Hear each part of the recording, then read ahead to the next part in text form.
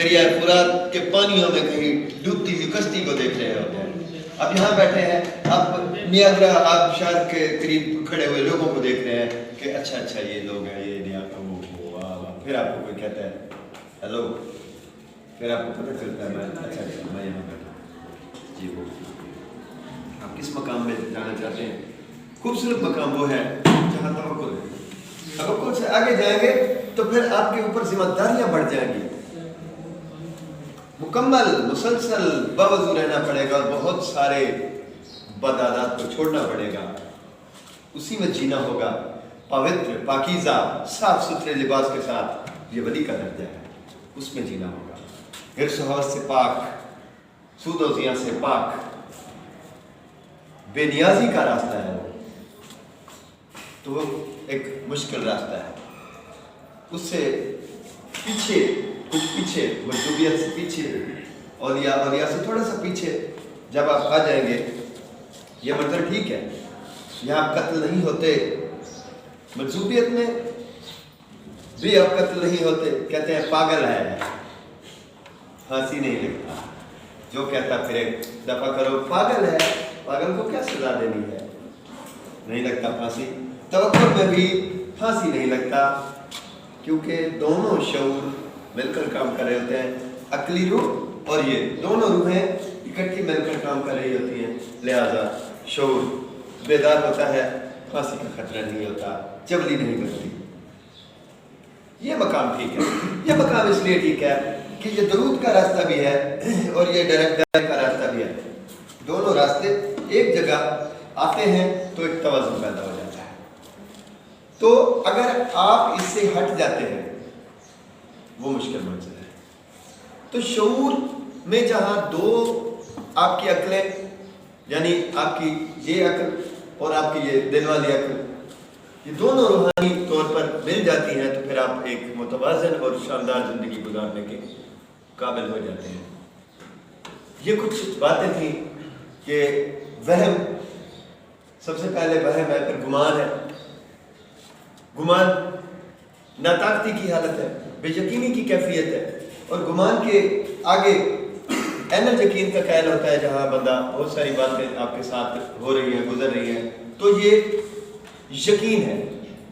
چیزوں پہ یقین ہم تب کرتے ہیں جب ہم کوئی چیز دیکھتے ہیں, اس کے بعد اس کی جو طبعی حالت ہے اس پر غور کرتے ہیں, تو ہم کہتے ہیں اچھا یہ محمد اسلم ہے, یہ گھڑا ہے, یہ وائٹ بورڈ ہے, اس پر بلیک لکھا ہوا ہے, تو یہ یقین ہے ہمیں. کوئی ہمیں کہتا ہے, ہم ادھر دیکھ رہے ہیں, کہنے والا ہمیں کہہ رہا ہے اور وہ بھلے معنی سے اچھا آدمی ہے اور وہ جھوٹ نہیں بولتا. وہ کہتا ہے کہ پیچھے آپ کے یہ وائٹ بورڈ ہے اور اس کے اوپر کالا مارکر استعمال کیا گیا. میں کہتا ہوں جی بالکل یہ بلیک بورڈ ہے, میں نے نہیں دیکھا, کالا مارکر استعمال کیا گیا ہے. تو یہ کیا ہے؟ یہ میرا ایمان ہے. اور یہی وہ ایمان ہے جس کی وجہ سے ہم ایمان لائے ہیں پیغمبروں پر, پچھلی کتابوں پر چاہے ہم نے نہیں پڑھی ہے, خدا پر ہم نے بہت سارے ایویڈینسز, بہت ساری گواہیوں کے مطابق اللہ پہ یقین کیا ہے, اور یہ ہمارا ایمان ہے کہ رب ہے, کائنات ایسے نہیں چل رہی. تو یہ وہی یقین کے بعد کی حالت ہے. کون سی حالت ہے؟ ایمان کی حالت ہے. ایمان کی اگلی جو منزل ہے جہاں سے ہماری بات شروع ہوئی تھی, وہ آخری ایک جو سٹیج ہے وہ توکل کی ہے. توکل وہی ہے, دوبارہ وضاحت کر دوں کہ جہاں سود و زیاں سے آپ بے نیاز ہو جاتے ہیں, نفع نقصان سے آپ بے نیاز ہو جاتے ہیں, جہاں آپ اس فقیری کی زندگی جی رہے ہوتے ہیں, جہاں ہر کام کا مرکز و منبع آپ اللہ تعالیٰ کی ذات کو سمجھتے ہیں کہ وہی کائنات کو بنانے والا ہے, وہی چلانے والا ہے, وہی میرے معاملات کو سنبھالنے والا ہے. تو اس کی مثال پہلے ہی وہی ہے کہ جیسے ایک شخص کشتی پر جاتا تھا دوسرے کنارے دریا کے مسافروں کو لے کر, اور مسافر اسے کہتے تھے کہ آپ کی کشتی میں سوراخ ہے, تو وہ کہتا تھا اللہ مالک ہے, یہ نہیں ڈوبے گی. کبھی ایسا نہیں ہوا کہ کشتی ڈوب جائے, کیونکہ اللہ مالک تھا. پھر ایک دن وہ اکتا گیا, کسی نے کہا کشتی میں سوراخ ہے, اس نے کہا یار سوراخ ہے تو ہوتا رہے, اور اس دن کیا ہوا؟ کشتی ڈوب گئی. کیوں؟ اس لیے کہ توکل کی جو میراث اس کو ملی تھی، میسر آئی تھی، جو طاقت توکل کی نعمت کے طور پر، اس کا وہ منکر ہو گیا۔ جب منکر ہوا تو پھر اللہ تعالیٰ جو اس کی کشتی کو روزانہ بچا لیتا تھا، آج پھر وہ بھی ساتھ نہیں تھا کشتی میں۔ تو یہ توکل کی حالت ہے۔ تو توکل یہی ہے کہ آپ آنکھیں بند کر کے اس رب کی جتنی بھی مہربانیاں ہیں ان پر یقین کریں اور اپنے سارے کام اللہ پہ چھوڑ دیں۔ اکثر میں جا رہا ہوتا ہوں، جس سے ساتھ بیٹھی ہوتی ہیں، وہ قرآن کی تلاوت کر رہی ہوتی ہیں، کوئی سورت پڑھ رہی ہوتی ہے قرآن کی، اور ڈر رہی ہوتی ہیں کہ ابھی حادثہ ہو جائے گا، یہ ابھی کچھ ہونے والا ہے، اور میں بڑے غیر محتاط انداز میں تو نہیں کہوں گا، لیکن بے فکر انداز میں ڈرائیو کر رہا ہوتا ہوں اور میں کہتا ہوں کچھ نہیں ہونے والا، اللہ تعالیٰ مہربانی کرے، اللہ ہے نا، یہ اس کا کام ہے، اس نے مجھے طاقت دی ہے، میں چلا رہا ہوں، وہ دیکھ رہا ہے، کچھ نہیں ہونے والا۔ ہاں کبھی ہوگا تو اس نے لکھا ہوگا، یہ اس کے قلم کی طاقت ہے، اس کی مرضی ہے، اور وہ بھی اپنے لکھے ہوئے کو تبدیل کر سکتا ہے، وہ قادر ہے۔ اگر میں اس پر توکل رکھوں گا کہ اللہ کرنے والا ہے، وہ مہربانی کرے گا، تو اس نے اگر لکھا ہوا بھی ہے تو وہ بھی تبدیل کر دے گا۔ تو ہماری قسمت روزانہ تبدیل ہوتی ہے، یہ ہاتھ کی لکیروں پر فوکس نہیں رہتی، ہماری تقدیر ہماری دعاؤں سے تبدیل ہوتی ہے، ہمارے اعمال سے تبدیل ہوتی ہے۔ یہ ایک مکانیت ہے، یہ ایک ایسی حرکیت ہے جو ہمارے اعمال، جو ہماری سوچ پر اور ہماری نیت پر منحصر ہے، انما الاعمال بالنیات، اس کے مطابق یہ تبدیل ہوتی ہے۔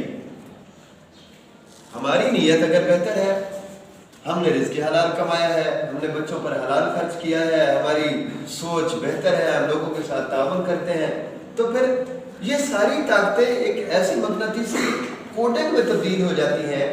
برکت جسے کہتے ہیں، برکت یہی ہوتی ہے جو واپس پلٹ کر ہمیں سنبھالتی ہے، حادثوں میں ہمیں بچا لیتی ہے، مشکلات میں ہماری مدد کرتی ہے، جہاں ہمارا کام رکنے والا ہوتا ہے وہ کام خود بخود ہو جاتا ہے۔ میرا کبھی کوئی کام نہیں رکا، مجھے زندگی میں نہیں یاد کوئی رکا ہے، اس میں اللہ کی مصلحت تھی، میں نے صبر کیا، کچھ دن بعد خود بخود وہ کام ہو گیا۔ میں لوگوں کے کام کرتا ہوں، میں انکار نہیں کرتا، میرے کام میرے رب نے سنبھالے ہوئے ہیں، وہ کر دیتا ہے۔ تو یہ ایک بنیادی فلسفہ ہے جس پہ بات شروع ہوئی تھی، اور بات شروع یہاں سے ہوئی تھی کہ ہم حرص یا لالچ یا یہ جو دنیاوی ٹھاٹ باٹ ہے، اس کو اپنی کچھ لگے بندے اصولوں کے تحت یا اپنی کچھ امراض کے تحت یا کچھ ایسے نفع جو ہم حاصل کرنا چاہتے ہیں اس کے مطابق فوکس کر لیتے ہیں، طے کر لیتے ہیں، اور ہم سمجھتے ہیں کہ اس میں ہمیں کامیابی ہوگی۔ کامیابی ہوتی ہے، لیکن وہ آپ کی آزمائش ہوتی ہے، آپ کا حق نہیں ہوتا لیکن آپ کو مل رہا ہوتا ہے، اور یہ حق واپس لوٹ جاتا ہے۔ یہ تھوڑے لمحوں کی روشنی ہوتی ہے، اور جہاں آپ جو اللہ تعالیٰ کا نظام بنا ہوا ہے، قوانین فطرت کا، قوانین قدرت، اور اپنی ذاتی سوچ فہم، اپنی لیاقت، اپنی شرافت اور اپنے اس ٹیلنٹ کے مطابق حاصل کرنا چاہتے ہیں جو رب نے آپ کو دے دیا ہے، محنت کرتے ہیں اور آپ بے ایمانی نہیں کرتے، حالانکہ آپ کو اختیار ہے، کر سکتے ہیں، آپ نہیں کر رہے ہوتے، تو پھر آپ کا کام اللہ سنبھال لیتا ہے، وہاں آپ کو خسارہ نہیں ہوتا۔ کہا گیا انسان، بے شک انسان خسارے میں ہے، تو خسارہ ہمارے ہاتھ میں ہے تو ہم خسارے میں، لیکن اس خسارے کو نفع میں تبدیل کیا جا سکتا ہے، اور بہترین نفع کا طریقہ کار جو ہے وہ بھی اللہ تعالیٰ خود فرماتا ہے کہ تم میں سے بہترین ہے وہ شخص جو اپنے جیسے دوسرے انسانوں کو نفع پہنچائے۔